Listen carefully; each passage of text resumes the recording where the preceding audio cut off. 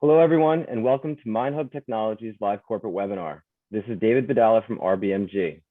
MineHub is listed on the Toronto Venture Exchange under the symbol MHUB and on the OTCQB under the symbol MHUBF. Joining us today is the company's president and CEO, Arnoud Star Busmann, who will be going through MineHub's March investor presentation. This will include an overview of current operations, recent achievements, and upcoming milestones. At the end of the presentation, we will open it up for questions for management to address.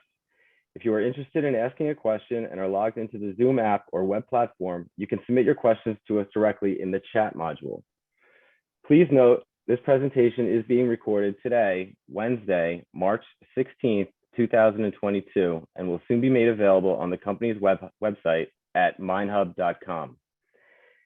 Today's call may contain forward-looking statements that are subject to risks and uncertainties that may cause actual results, performance, or developments to differ materially from those contained in the statements and are not guarantees of future performance of the company. No assurance can be given that any of the events anticipated by the forward-looking statements will occur, or if they do occur, what benefits the company will obtain from them. Also, some risks and uncertainties may be out of the control of the company. MineHub has a full disclaimer on page 2 of the presentation.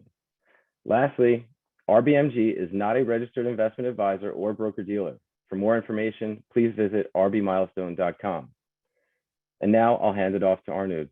Arnoud, the stage is yours. Thanks, David. Good to be back here again. Today I'll talk a bit about MineHub. It's a bit of a mixed audience. Some of you in the audience will have had the original presentation.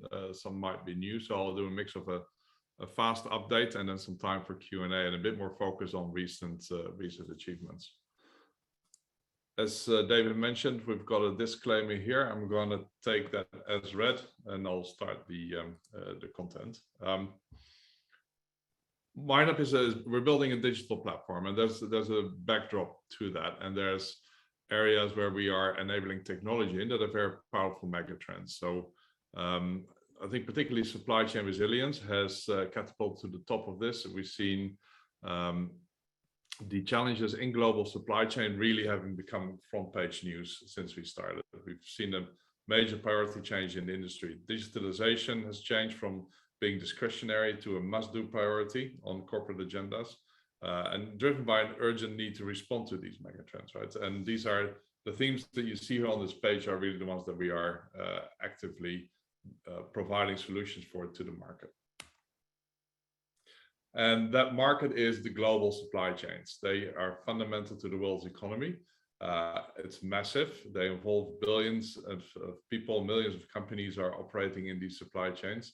And pain points in these supply chains, of which there are many, they immediately scale to huge addressable markets. The benefits or the values measured in billions and trillions of dollars. For example, if we take a recent article from The Economist, it was reported that on average, the companies that were interviewed there, they lost 42% of EBITDA to single shock supply chain disruptions. Think Ever Given being stuck in the Suez Canal, think the pandemic. And the biggest concern wasn't even financial, right? It's really the damage to the brand and the reputation and the loss of customer confidence that's important. So in the same research, it became clear that executives are rating supply chain resilience as much more important now than supply chain efficiency, with technology as a key enabler, and particularly blockchain. Again, we're right on the money with the solutions that we start providing to the market. A little bit about the platform itself and the solution. So we're focused on mining and metals, very much so, but it is a strategic market entry. The solution that we're building, that we've built, and that we've taken to market, it's scalable. It's scalable into other supply chains, into other commodities, with a even bigger addressable market as we speak, without any material modifications to the functionality. We'll scale organically into those markets as we keep our focus on mining and metals, but there's a big blue ocean out there.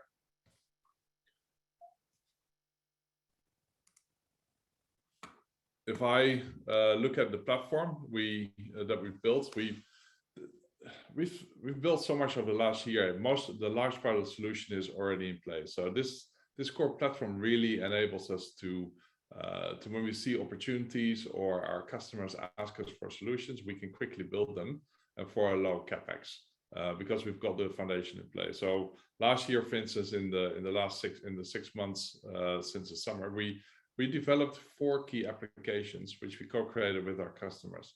And these key applications like assay exchange, ESG, and trade finance, for instance, these are for any company, these would be standalone enterprises in themselves to take them to the market. And we can do that quickly for low capex. For this year, we've got another several innovations on our roadmap that we'll build and explore. So, for instance, our royalty and streaming application is something that we'll start looking at. This is particularly related to the financing of mining ventures. We see the bridge between, let's say, the public blockchain world and the private blockchain world, like a MineHub, becoming more fluid. So we will be looking at how do we tokenize digital assets that we create on MineHub and place them onto public blockchains for financing, for verification, fraud prevention. For instance, a project that we're starting to do with in Singapore is related to that topic. At the same time, we are figuring out how we can connect the liquidity pools that we see in decentralized finance markets, stable coins. How can we start connecting them to instead of financing crypto traders, can we redirect them to finance physical commodity trades? So these are things that are in the pipeline for us, and then we've got additional integrations that we are ramping up. And integrations meaning connecting data services, other applications, ERP solutions, etc., to MineHub to really enrich the functionality of the platform without having to build everything ourselves. So we have been in production. We're gaining traction. We have transactions running on it. Some of them have been in pilot mode. Some of them are production, and we will announce them to the press regularly as we make significant traction milestones. So, for instance, recently in February we announced our partnership with Sumitomo, and I'll dig a bit deeper into that particular one later on. We've had last year we started running trade finance transactions with our trade finance partner Kimura Capital on there, and we had the transaction that we did with BHP and China Mint Metals, another huge corporation in mainland China. I'll dig a bit into these enterprise applications that we've built, and happy to go into more detail offline. So please get in touch with me if you want to know more. But for instance, ESG is a theme that's on everybody's mind at the moment. The ESG compliance, it's a massive topic. It's operationally in boardrooms, and increasingly so for mining and metals supply chain participants, with enormous pressure from regulators, institutional investors. So the ability to track, report, manage Scope 3 emissions, it's a huge problem and a challenge. And pressure is building from all sides, right? With a direct correlation to capital for companies to get their act together, but also mineral provenance, proving, verifying ESG compliance in the upstream supply chain beyond tier 1 suppliers. In some jurisdictions, this is law. Neither of these challenges, like emissions accounting or mineral provenance, you can't really solve them without a blockchain-based solution. And what we've built and already have live can do it efficiently and automated, because it's a core part of doing business in these supply chains, and that we automate. Similarly for trade finance, it's an oxygen for supply chains, especially high-value commodity but changes in capital regulation, risk appetite that cause banks to reduce or even exit exposure to this sector, creating a massive gap, which is really strangling or choking the oxygen out of these supply chains and affecting business revenue. So we've built a solution that will provide access to non-bank capital to much easier get exposure to this high yield, relatively low risk asset class, as well as bring new oxygen into the supply chains. I'll skip that one. So our business model, it's like most platforms, it's data based. We use our core platform really to provide solutions for operations teams that drive a lot of efficiency, security, transparency into the intercompany collaboration. And in the process of doing that, we create like a single source of truth for participants in the supply chain. That is data that's real time. It's unique, so there's one version of it. Everybody's on the same page, and by doing that, having that in real time, we can actually start creating value in the form of enterprise applications, like I just mentioned, like the ESG, like trade finance, like asset exchange. So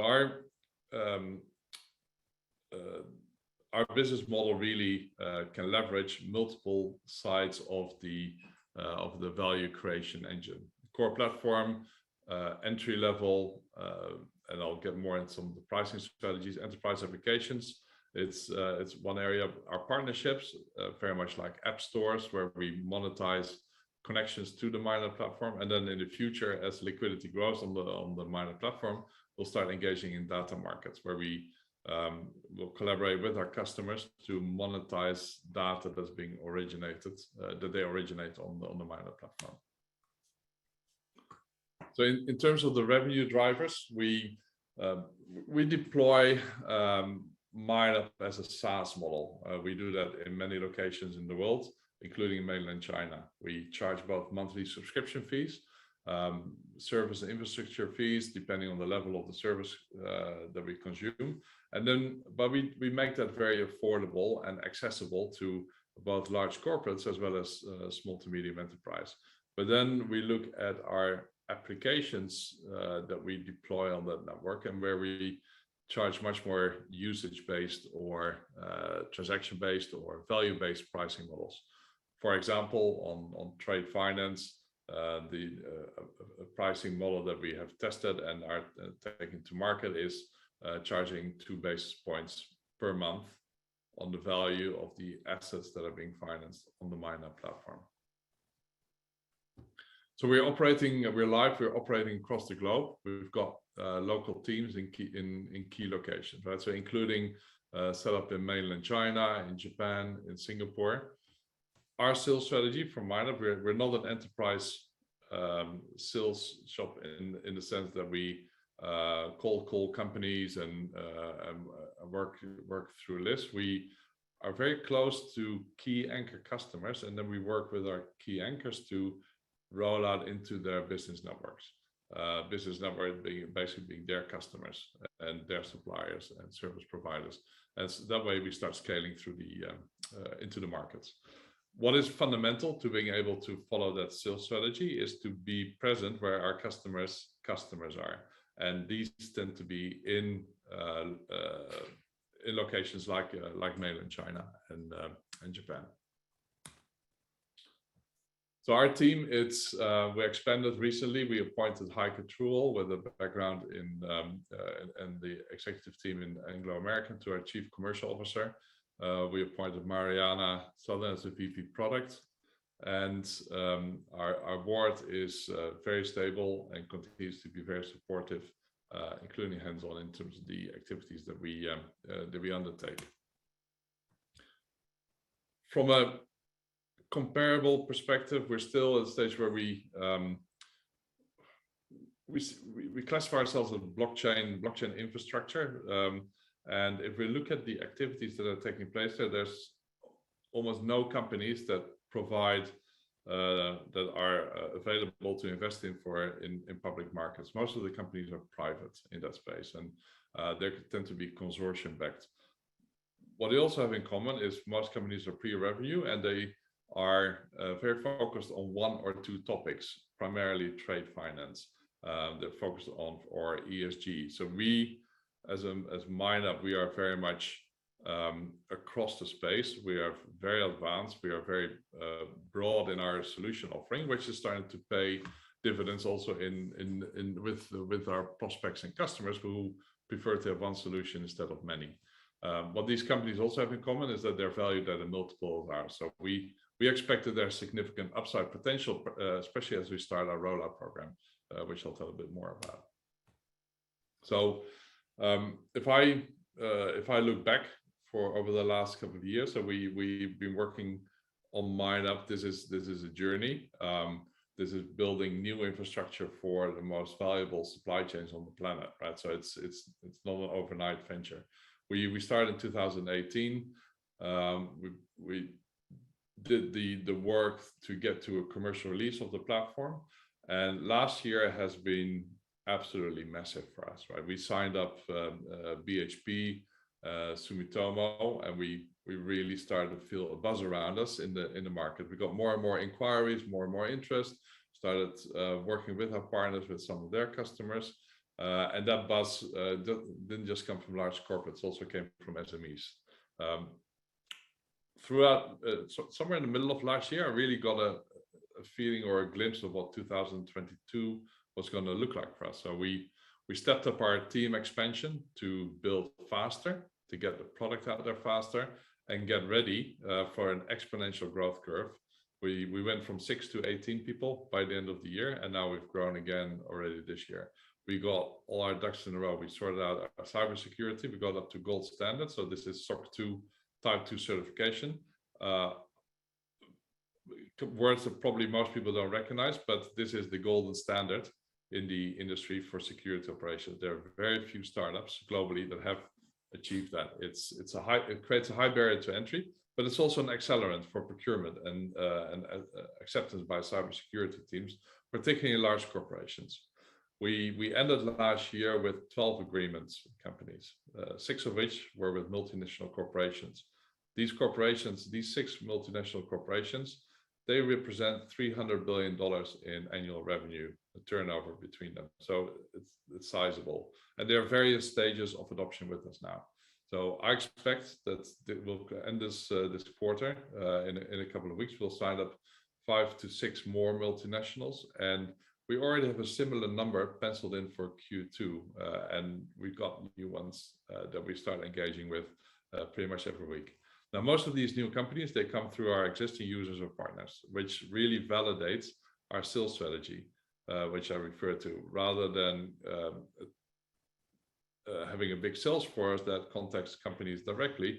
We really work with our companies. So we focus our resources on helping our users, our partners onboard and roll out to their networks, pretty much like domino chains. And in that way, it also becomes a self-funding program for our partners or users, because they get much faster return on their investments, much faster value return, and for themselves and for their customers.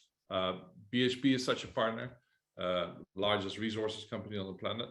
Sumitomo is another one, as I mentioned. It's huge, right? I mean, these companies, Sumitomo, for instance, has 900 companies in their group. Has trading relations and presence in 170 countries globally. So, and there are others that we're working with, some of them starting, some of them further down the road. We also see that our inbound requests through our website, our volumes are growing. So a couple of months ago it was maybe once a month, then it became once a week. Recently it was a couple of times a week, and now we are starting to answer them every day. And these are not just small companies, they're also big ones. So our inbound pipeline is growing as well. The numbers that I'm looking at, as we do our sales planning and resource planning and budgeting, they are growing and growing and not linear. So I feel that and I sort of felt this coming last year, but I really feel now that we are going to face this wall of conversion in the second half of the year. It's going to hit us like a tsunami. And my biggest concern now is not if or when we're going to succeed, but how are we going to support this tsunami, right? We are a startup. We're still a small company. We've got, we're spread out across the globe. But we're not just dealing with one large corporate like BHP. We're working closely with more than 10 large corporates across the planet, and soon there will be 20 of these, right? So some of these are the biggest corporations in the industry, especially some of the Chinese companies that we work with. So I'm extremely bullish about the opportunity and what lies ahead of it, but I'm also very worried because we've moved way past the if and when, right? So execution is going to be and seizing the opportunity of this conversion is really going to be the name of the game for us. So if from a product market fit, we're ready to go. Our capital structure is still largely the same as we after we did our financing in September. We've got the feedback that we're getting from the market, from our customers when they start engaging, is that we are by far the most advanced and complete solution that's out there and mature on blockchain. So there's no real competition that we face in that regards. There might be parts where there's some overlap with other solutions, but they tend to be more partnerships, potential partnerships than competitors. And again, we're still, I believe, attractively priced compared to our peers. Thank you. All right, thank you. Thank you, Arnoud. And now we'll begin the question and answer portion of today's webinar. Are you ready to begin? Yeah, sure. All right, question one. Why are you already active in China? Isn't that a very complex environment for a Western startup? Yes, it is very complex startup, but it's a very complex environment for us. But we have to be there, right? I mean, if you think about our sales strategy, if we want to work with BHP or their peers as a customer, a lot of the business is with China, which is the biggest metals consumer processor on the planet, right? More than 50% of the world's trade goes through there. So if we don't have a solution in China, then there's not much point even starting. So it's fundamental that we're there from a commercial perspective. We also believe that we like solving hard problems first, like setting up there and like building a presence, because they give us ultimately a very defensible position, and it creates another high barrier to entry whilst creating differentiation and strong value for us. Regulation, and we've got the perfect technology for China. And so we have and other jurisdictions that require data residence. Our blockchain platform enables us to be compliant with the requirements of the Chinese government in terms of where that data that is generated by Chinese companies remains on Chinese soil. Again, this is a very different proposition from some of the platforms, Western platforms out there that are running offshore. It will become increasingly difficult to do business in mainland China. So we've invested over the last 2 years to build our team there. We've got fantastic capability with strong relationships, and we've invested in learning how to operate there and do it securely, safely, compliant, and in a way that is really supportive of the rollout of these business networks. So yes, it's hard, but it will be a huge payback on that one. Great, thank you. Next question. What are the top reasons for using blockchain technology? It's not crypto, and so it's really private blockchain. And for me, there's or for us, and for our customers, there's a couple of reasons. One of them is we strongly believe that it's the only technology that can help scale in a highly competitive large enterprise environment, because we talk about high value data assets, contracts, pricing, inventories, specifications, logistics routes, and that data is highly commercially sensitive. So it's unlikely, or proven to be very unlikely, that companies are willing to trust that a third party with that information, particularly as their competitor information might be there as well. So blockchain is a fundamental enabler for data governance. It gives our users complete control over the privacy, security, and the residence of their data assets. It also so we basically disintermediate ourselves as a custodian of the data, which creates the trust. It also creates an immutable audit trail. So this means it's very important in business matters that where disputes arise over almost everything, that it's crystal clear what has been agreed by whom, when, what has happened in these transactions, what the materials were. And we see that by just having that immutable audit trail for each transaction at a very granular level takes away opportunities for disputes and creates a very simple discussion, right? So that's parties can also rely on the data. They don't have to spend their time reconciling it and figuring out what the truth is. It's there. It's immutable. There's one version of it. Now you can start working from it. And I guess the other topic that is important for us on blockchain technology is the ability to comply with those regulatory regimes, like I just mentioned in China. Okay.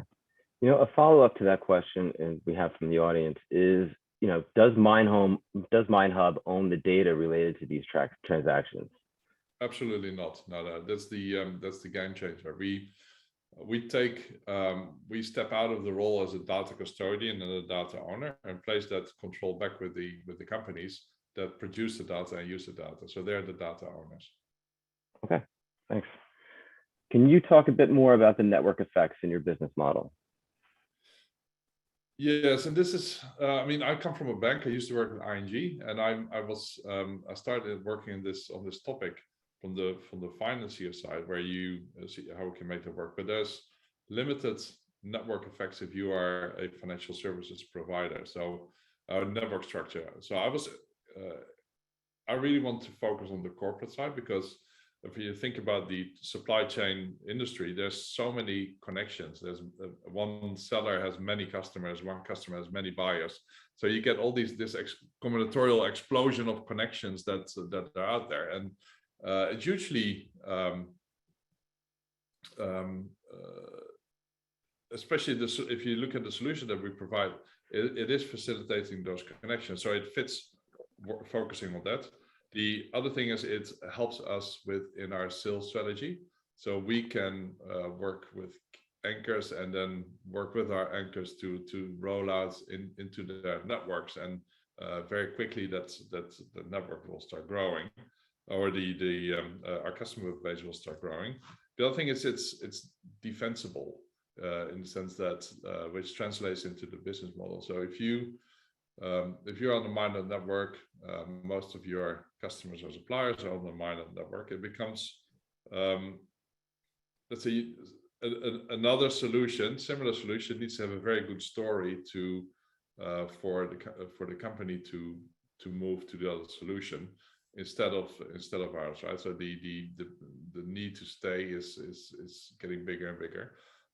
So we expect that we have a low churn and a high retention model, like other platforms that have strong network effects in their business. Got it. Thank you. Is MineHub mainly focused on large corporates? No, we do spend most of our time with large corporates by nature, because it's time consuming, but also because those business networks are huge. But our solution scales very easily to small to medium enterprise markets, and we are also working with SME companies. It's just not as visible at this stage, but it will become, particularly if you look at even the large corporates, they have many suppliers that are small to medium enterprise companies, right? So we'll organically get there, but in parallel, we're already working with that side of the market. Got it. Thank you. Is the war in Ukraine affecting your business progress at the moment? No, it's well, other than I wouldn't say glued to the news, but it's deeply upsetting what's happening there. But we started working with companies outside of Russia and outside of Ukraine, so mainly based in Singapore or the Americas, and their customers are in China, in Japan, mainly. So we have not been, let's say, we've not been active just by the way we engage with our market. So that would have come naturally, but we need to see how that plays out. But it doesn't factor into our current business or future plans at all. Okay.